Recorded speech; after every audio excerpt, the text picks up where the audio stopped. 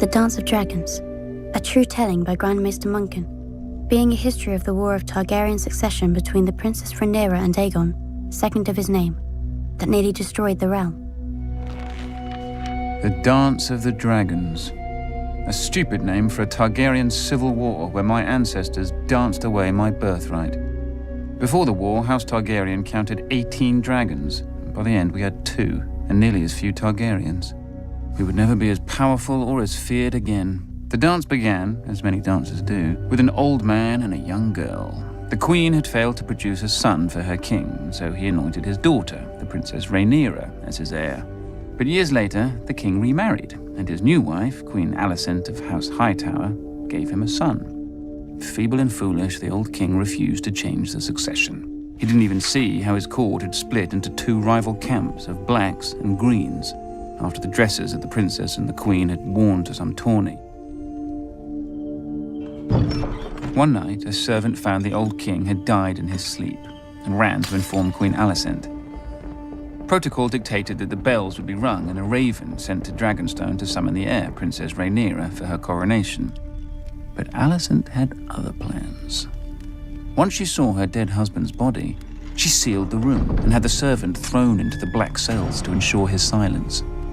At the hour of the owl, the Lord Commander of the Kingsguard, Sir Criston Cole, summoned the small council to inform them of the king's death. Sir Otto Hightower, the Hand of the King and father to Queen Alicent, demanded that the succession be settled immediately. The decrepit old men of the small council were confused. The succession was settled in their minds. The old king had forced the lords of Westeros to swear fealty to Princess Rhaenyra as his heir. But Sir Criston Cole rightly pointed out that a son comes before a daughter. The council argued until dawn, when the Master of Coin finally stood up and declared he would have no part of treason. Sir Criston Cole, wisely, opened his throat with a dagger, ending the debate. None were more surprised to hear of Prince Aegon's succession than Prince Aegon himself. At first, the fool rejected the crown, but his mother pointed out that his sister Rhaenyra would return such loyalty by taking his head. As the old king's true-born son, he'd always be a threat. Aegon relented. He was crowned in the Dragon Pit, and his wife and sister Helaena became queen. His brother Aemond flew off to win over the few great lords whose support Aegon didn't already have. The banner of the Gold Dragon flew over King's Landing and the Red Keep as Aegon, second of his name, ascended the Iron Throne. He would not sit it long. When ravens carried the news of Aegon's coronation to Dragonstone, Princess Rhaenyra summoned her own Black Council. With her was her uncle and husband, Daemon Targaryen, considered by many to be the most dangerous man in Westeros. Few lords supported her, but the greatest of these was Corlys Velaryon, who controlled the largest fleet in the realm, and his Targaryen wife, Rhaenys, the old king's sister. Then there were her 5 sons, although none grown to manhood. A pitiful assembly, really. Combined, they couldn't match the power of House Hightower alone. But Rhaenyra had dragons. She, Daemon, and Rhaenys rode huge and formidable beasts, and 3 of her 5 sons were riders as well. Dragonstone also housed 6 more dragons without riders. Against this, King Aegon had only 4 dragons of his own. Dragons can burn a city, but only armies can take and hold it. If she was to prevail, Rhaenyra desperately needed the support of the few great houses not already sworn to Aegon. Her eldest son, Jaehaerys, flew to the Vale in the north. Her middle son, Lucerys, flew to the Stormlands. Rhaenyra hoped that the war would begin and, if the gods were good, end with diplomacy. As always, they weren't. Little Prince Lucerys must have wet himself when he entered Storm's End and found King Aegon's younger brother Aemond already with Lord Baratheon. Aemond was fearsome even before he lost his eye and set a sapphire in its stead. But the princeling pleaded his mother's case. Finally, Lord Baratheon made his decision. Go home, pup, and tell the bitch your mother that the Lord of Storm's End is not a dog she can whistle up. As Aemond's false eye gleamed at him, the princeling fled the castle and mounted his young dragon, Arrax. The rain fell in sheets, and great bolts of lightning lit the world bright as day. Arrax was struggling to stay aloft in the gale, when a roar shook the very foundations of Storm's End. Aemond rose through the clouds, and below him the monstrous Vhagar. Vhagar was 5 times the size of Arrax, and the hardened survivor of 100 battles. Vhagar caught him above Shipbreaker Bay. Watchers on the castle walls saw distant blasts of flame, and heard a shriek drown out the thunder. Prince Lucerys fell, broken, to be swallowed by the waves. With his death, the War of Ravens came to an end, and the War of Fire and Blood began. When Rhaenyra heard of her son's death, she collapsed. She considered ending the war right then, until a raven arrived from her husband, Daemon. Her son would be avenged. Whispers slithered through the taverns and back alleys of Flea Bottom. 2 men were found. One was a former gold cloak, the other, a rat catcher in the Red Keep who knew all its secrets. History remembers them only as blood and cheese. One night, Queen Helena entered the royal apartments with her daughter and 2 sons to put them to bed. Without warning, Blood and Cheese burst in, daggers in hand. They told her that a debt was owed. A son for a son. Blood and Cheese demanded she choose which son would be ripped from her forever. Queen Helena pleaded with the men to kill her instead, but they refused. Weeping, Helena named her younger son, Maelor. Perhaps she thought the boy was too young to understand. Or perhaps because the older boy was King Aegon's firstborn son and heir. "You hear that, little boy?" Cheese whispered to the younger son.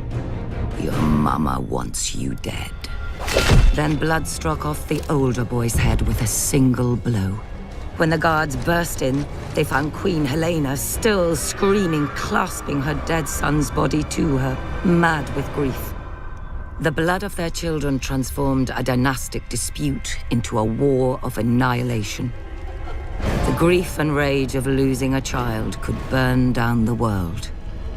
Either Aegon or Rhaenyra could live at the end, but not both. Rhaenyra's forces struck yet another blow. The moment the Lord of Harrenhal saw Daemon Targaryen circling the castle on his dragon Caraxes, he struck his banners and surrendered. The Blacks now had the strongest castle in the Riverlands. Darker news still came to Aegon. Thanks to Rhaenyra's sons, Winterfell had declared for Rhaenyra, as had the Vale. Furious, Aegon dismissed his grandfather, Sir Otto, as Hand, and appointed Sir Criston Cole, who swore to march on all the lords who had declared for Rhaenyra and put their castles to the torch. Cole and the royal army first marched north and laid siege to Rook's Rest, a black stronghold near Dragonstone. When their lord saw their approach, he sent a raven to Rhaenyra, begging for help. For days he watched his fields and villages burning, with no response from his queen, until one day, a shadow passed over the Green Army. Rhaenyra had sent not an army, but her former mother-by-law, Rhaenys, and her dragon, Meleys. As her ancestor had done at the Field of Fire, Rhaenys gleefully began to incinerate Sir Criston's army. But Aegon had set a trap, and Rhaenys had flown right into it.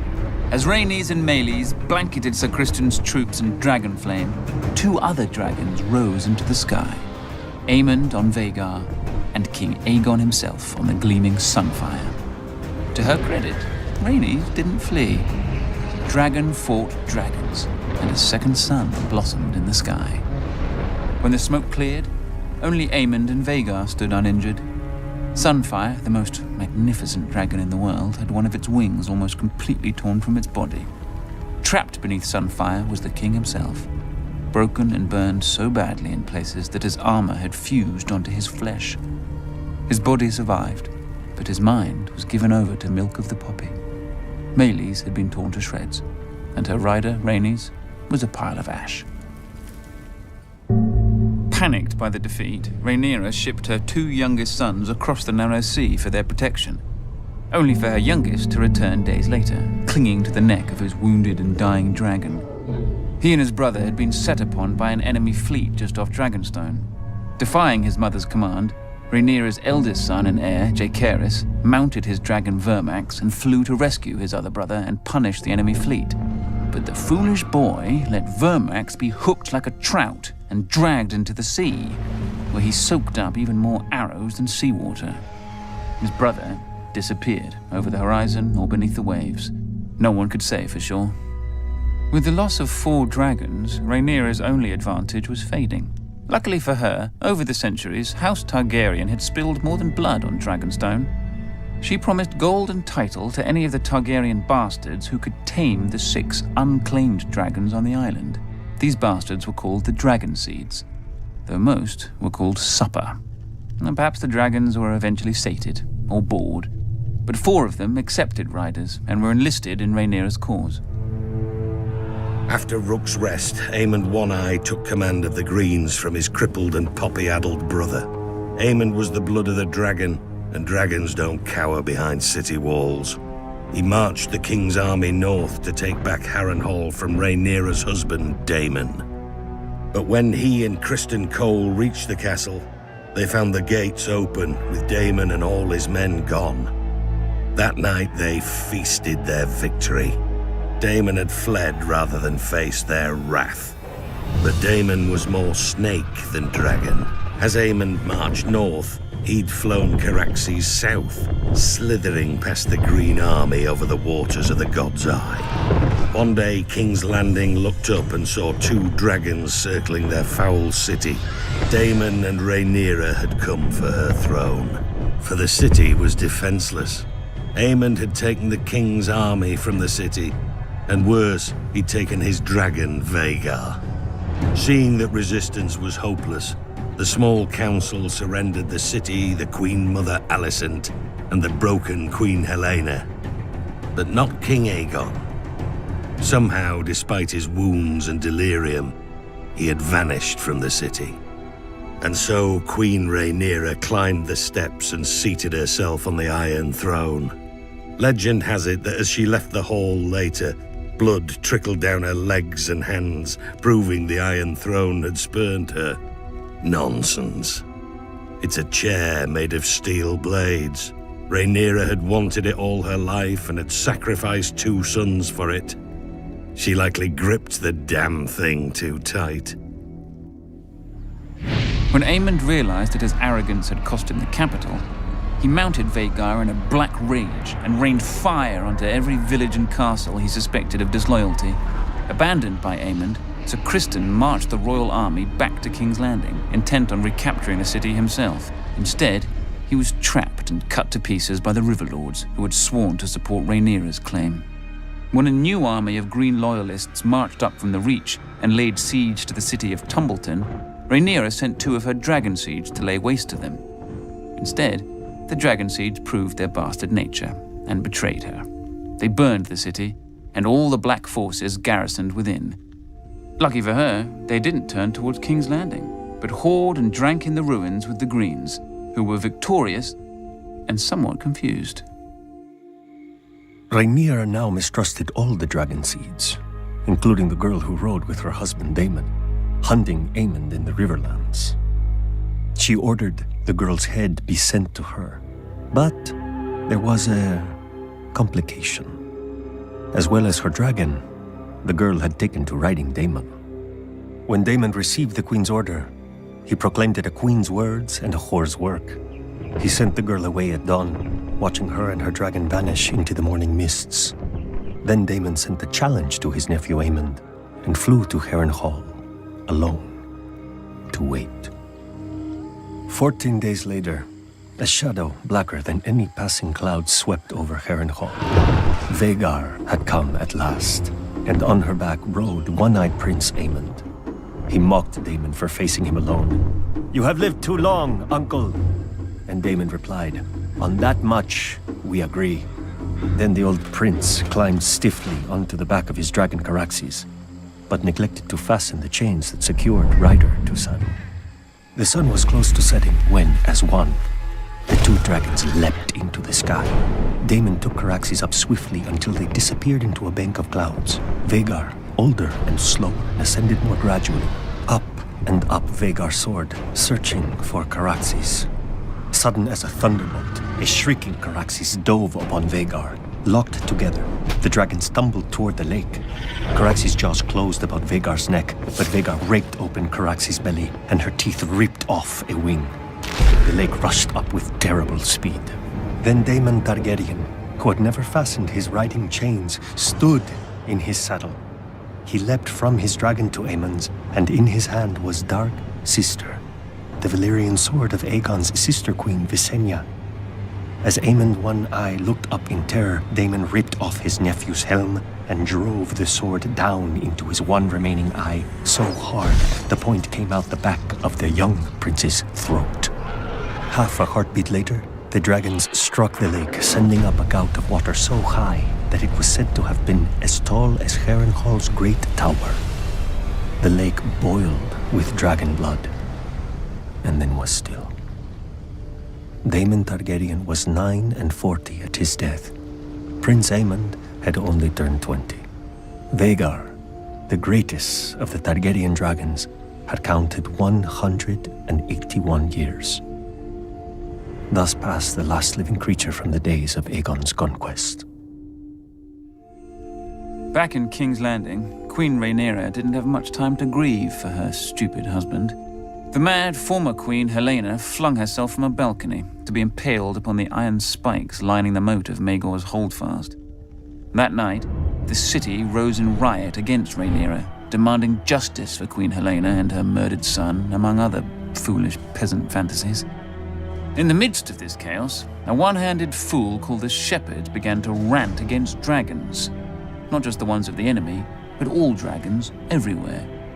As he pointed to the dragon pit above on the hill, he shouted, "There the demons dwell, this is their city. If you would make it yours, first you must destroy them." The cry went up from 10,000 throats. "Kill them!" There were 4 dragons housed within the dragon pit that night. By the time the first of the attackers came pouring in, all 4 were roused, awake, and angry. Nobody knows how many men and women died that night. Who cares? They all should have. Trapped within the pit, the dragons could not fly. Instead, they fought with horns, claws, teeth, and fire. For every man who died, 10 more appeared, shouting that the dragons must die. One by one, they did. Finally, the last remaining dragon broke her chains, spread her wings, and flew straight up at the Great Dome, trying to flee. Already weakened by dragon flame, the dome cracked under the force of impact, and then tumbled down, crushing dragon slayers and herself. High atop the Red Keep, Queen Rhaenyra clutched her 2 remaining sons to her as she watched the end of her family's might, too afraid of the peasants to defend her dragons. At least her older son, Joffrey, had a man's spine. He stole his mother's dragon, Syrax, and tried to fly it to the dragon pit to save his birthright. But the stupid beast didn't understand, and twisted beneath him, fighting to be free of the little boy. Until it was. A queen is still a woman, with all the weakness of that sex. Weeping for her lost son more than her dragons, Rhaenyra abandoned the Iron Throne and sold her crown to buy passage for her and her last son back to Dragonstone. Rhaenyra hoped to hatch more dragons from the eggs in the castle. But when she landed, the welcoming party slew her guards and marched her and her son at spear point to the castle to face a dead man and a dying dragon. "Sister!" King Aegon, second of his name, called out to Rhaenyra. Rook's Rest had left Aegon bent and twisted, his once handsome face puffy from milk of the poppy, with burn scars covering half his body. Rhaenyra, ever defiant, told her dear brother that she'd hoped he was dead. "After you," Aegon answered. Then Sunfire bathed her in a blast of flame and devoured her in 6 bites when her son watched, leaving the 7th and final bite her lower leg for the stranger. Rhaenyra was dead, and King Aegon sat the Iron Throne again. But only for half a year. He was poisoned by his own men and replaced with the very boy who had watched his mother devoured. When Rhaenyra's last son wed Aegon's only daughter, the Dance of Dragons officially ended. Ash and burned men, all that was left of the Riverlands. 2 scared children spouting oaths they didn't understand, all that was left of the mighty House Targaryen. Ancient skulls and hatchlings that grew no bigger than cats, all that was left of the dragons.